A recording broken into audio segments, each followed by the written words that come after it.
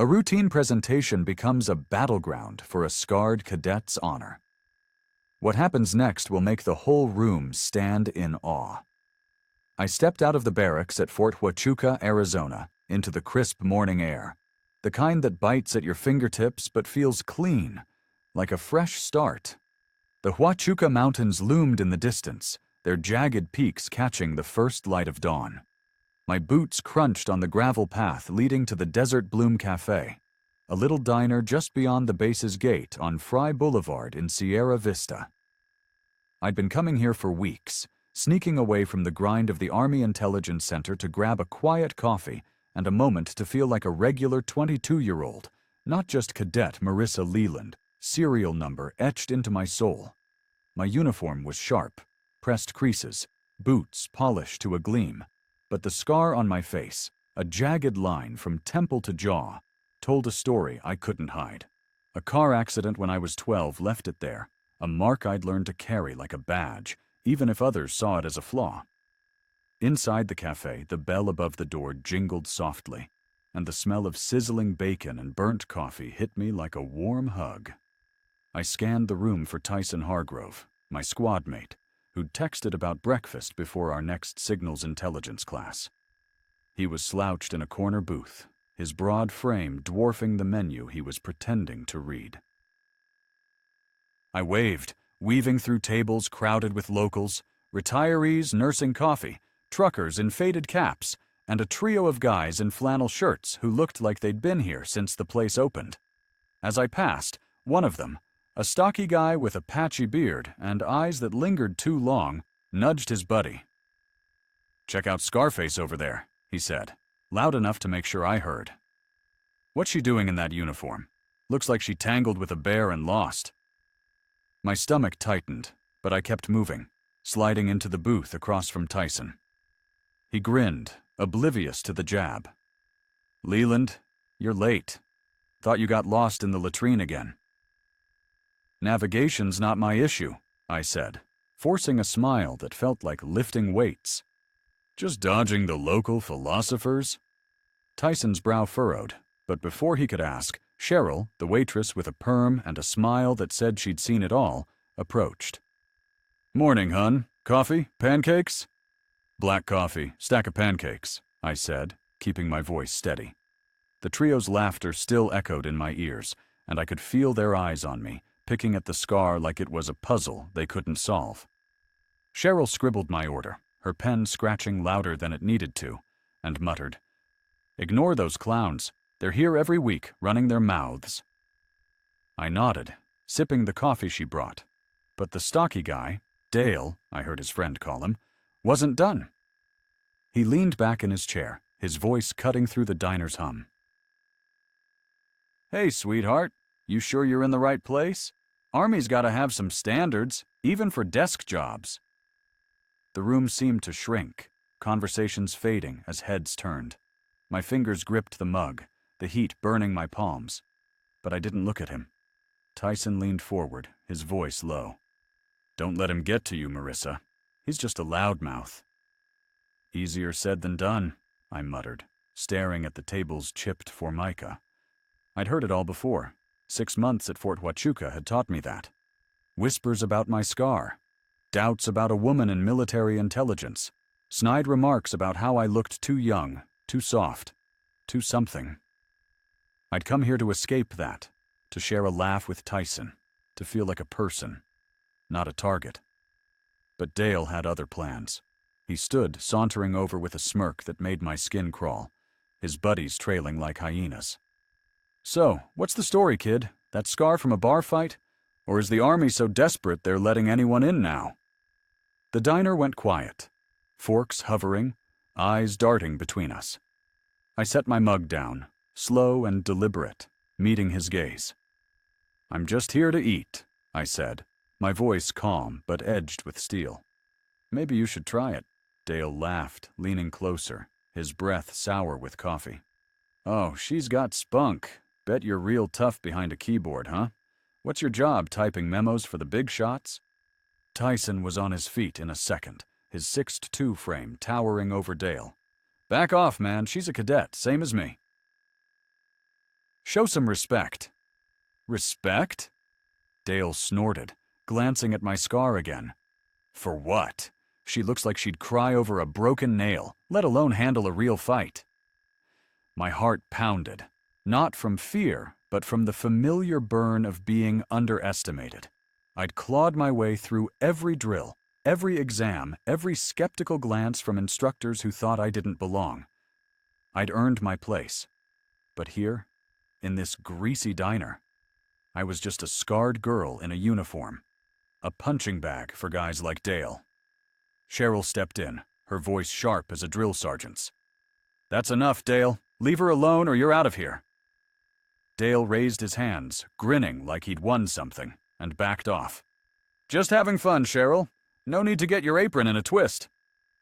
The diner slowly returned to its rhythm, but the air felt heavier, like a storm waiting to break.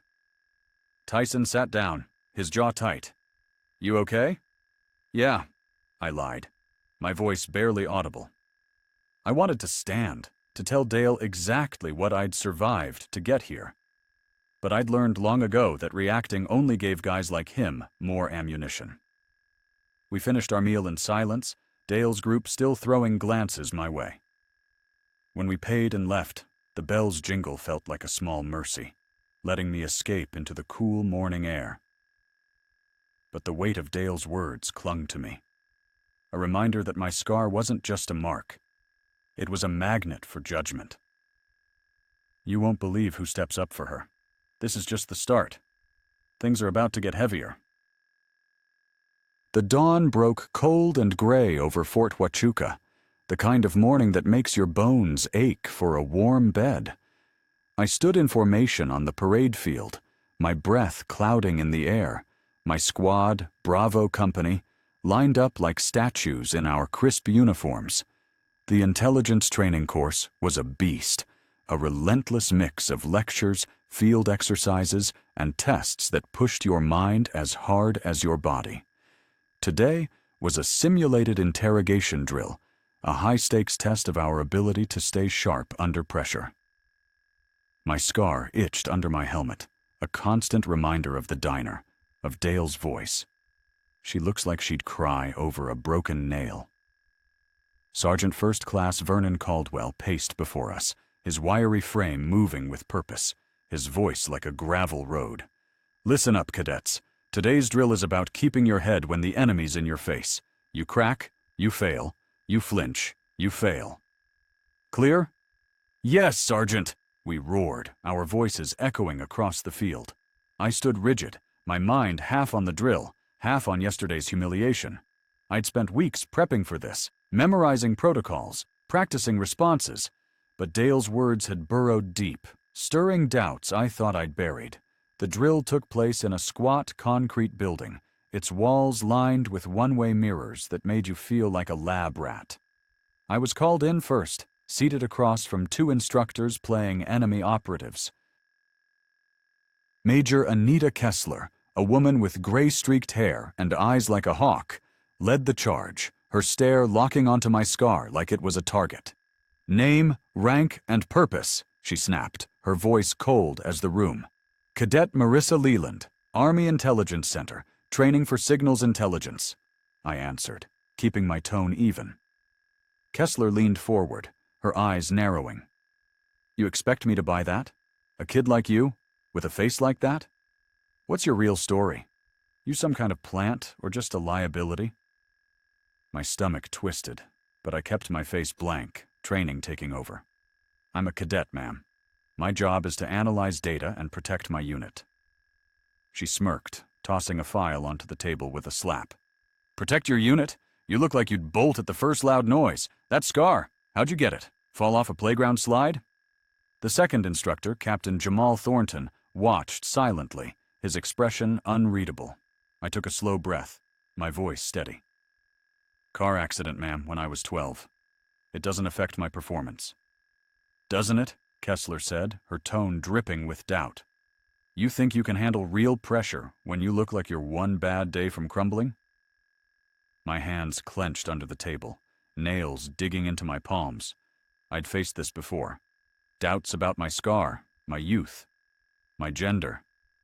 I'd aced every test, outrun half my squad, and still, it was never enough. "I've passed every evaluation you've given me, ma'am," I said, my voice firm. "My record stands." Kessler's pen scratched her clipboard, her smirk fading but not gone. "We'll see. Next question." The interrogation stretched on, an hour of relentless questions, each one laced with jabs at my appearance, my resolve, my place here. I answered with precision, but every word felt like a fight. Every glance at my scar, a reminder that I was being judged for something I couldn't change. When it was over, Kessler dismissed me with a nod, and I walked out, my face burning, my heart pounding with a mix of anger and exhaustion. Outside, Tyson caught up, his voice low. "How'd it go in there?" "Fine," I said, my tone clipped. "Just another day of proving I'm not a fake." He frowned, but we headed to the mess hall, the air thick with the smell of overcooked chicken and boiled greens. As I grabbed a tray, I overheard two cadets nearby, their voices low but clear. "Leland's sharp, but that scar's a problem," one said. "Makes her look like she's trying too hard." "She is," the other replied. "Kessler's got her number. Bet she's gone by next week." My steps faltered, but I kept moving, my jaw tight. In the mess hall, I sat with Tyson, picking at my food, the whispers following me like a shadow. After lunch, we were dismissed for a break, and I headed to the base library, a quiet sanctuary of books and fluorescent lights. I was deep into a chapter on cryptology when my phone buzzed, a text from an unknown number. "Meet me at Desert Bloom Cafe, 7 p.m. We need to talk." General R. My heart skipped. A general? I didn't know any generals, and the message was too vague to trust. I texted back, "Who is this?" No reply. Curiosity won out over caution, and that evening, I swapped my uniform for a gray hoodie and jeans, the scar even more stark without the camouflage of my gear. At the cafe, Cheryl greeted me with a nod, her smile a small comfort. I took a booth by the window, my eyes on the door. At 7 sharp, a woman walked in, tall, silver hair cropped short, her presence filling the room like a storm cloud. She wore a tailored blazer, civilian but commanding, and strode to my booth. "Cadet Leland," she said, her voice low and firm. "I'm General Regina Hawthorne. I heard about what happened here yesterday." I blinked, my mind racing. "Ma'am, how—" "Small base, big mouths," she said, sliding into the booth. "Tell me your side." I recounted the diner incident, keeping my voice steady, though my hands shook slightly under the table. Hawthorne listened, her face unreadable, her fingers tapping the table like a metronome. When I finished, she leaned back. "You kept your cool. That's something. But you'll face worse than a loudmouth civilian in this career." I nodded, unsure what to say. "I'm used to it, ma'am. The scar, it's always a target." Her gaze softened, just for a moment. "It's not just the scar, Leland. It's because you're young, you're a woman, and you're here. They'll test you until you make them eat their words." I sat there, my mind spinning. Why was a general meeting me in a diner? What did she see in me that I couldn't? What happens next will shock you. Nobody saw this coming, but it's about to change everything. The community center on Cushing Street in Sierra Vista was a hive of noise and anticipation, its glass walls reflecting the late morning sun. Today was the Fort Huachuca Community Day, a rare chance for cadets to show off our skills to civilians, retirees, and a few reporters from the local paper. My role was a signals intelligence briefing, a 10-minute talk on how we intercept and analyze communications to stop threats. I'd spent weeks on it, my slides flawless, my delivery practiced until I could do it in my sleep. But as I stepped onto the stage, my scar caught the lights, and I felt the crowd's eyes on me, not my uniform. I launched into my presentation, my voice steady as I explained how encrypted signals could be decoded to save lives. The front row, Sergeant Caldwell, Major Kessler, and other instructors, nodded, their faces unreadable. Halfway through, I spotted Dale and his crew in the audience, their arms crossed, smirks wide. My heart sank, but I pushed through, focusing on the slides, the data, the mission. The Q&A session was where it unraveled. Dale raised his hand, his voice booming. "Nice speech, kid, but let's be honest. You're barely out of diapers, and that scar doesn't exactly scream warrior. You sure you're cut out for this?" The room went still, the air heavy with shock. My pulse raced, but I kept my voice calm, my training holding me together. "Sir, my qualifications come from my performance, not my looks. I've passed every test this program demands." Dale laughed, turning to his friends. "Tests. Bet they're handing out gold stars to anyone who shows up these days." A few chuckles rippled through the crowd, but others shifted, uncomfortable. My squad mates seated near the stage exchanged looks, their fists clenched. Sergeant Caldwell stepped forward, his voice sharp. "That's enough, sir. This is a professional event." Before Dale could fire back, a figure rose at the back of the room. General Regina Hawthorne, now in full-dress uniform, her medals gleaming like stars. The crowd parted as she walked to the stage, her presence silencing every whisper.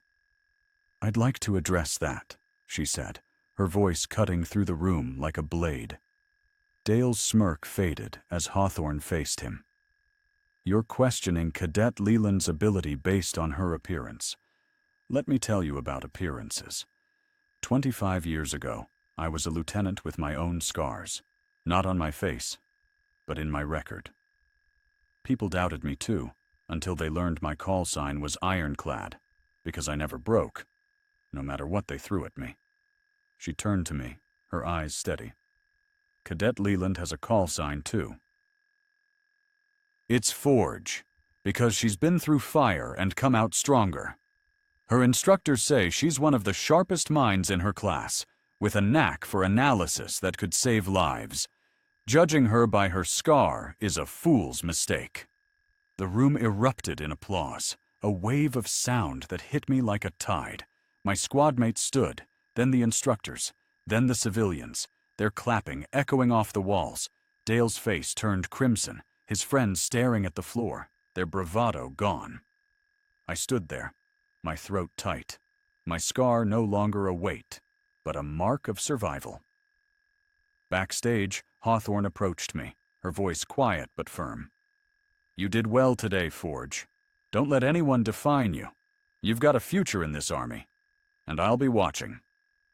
"Thank you, ma'am," I said, my voice steady despite the tears prickling my eyes. "I won't let you down." Tyson clapped my shoulder as Hawthorne walked away. "Forge, huh? That's some serious cred." I laughed, the tension melting away. Later, at the Desert Bloom Cafe, Cheryl brought me a coffee, her smile wide. "You showed 'em, hun. That was something to see." I sipped my coffee, the warmth spreading through me. I hadn't asked for this moment, hadn't sought the spotlight, but standing there with my call sign ringing in my ears, I felt seen, not for my scar, but for the soldier I was becoming. Dale and his crew slunk out of the community center without a word, their laughter silenced, their judgment exposed as hollow. And for the first time in a long time, I felt like I belonged.